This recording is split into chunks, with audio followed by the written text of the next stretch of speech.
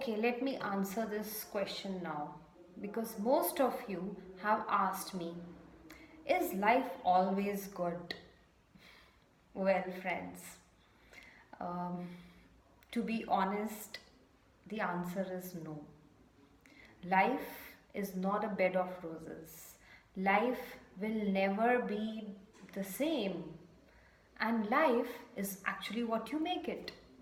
But at the same time, it is it has a lot of ups and downs.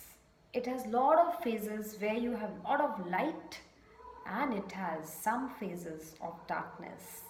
But the main thing that matters is how you take it, how you handle that situation, how you cope up with those circumstances, and finally, how you pass that time.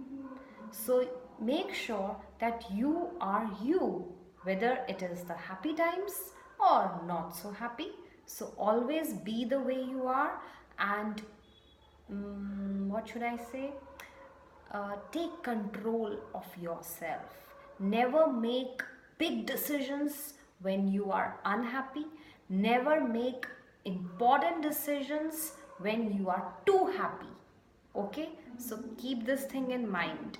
And as you have asked, please remember life is not always the same.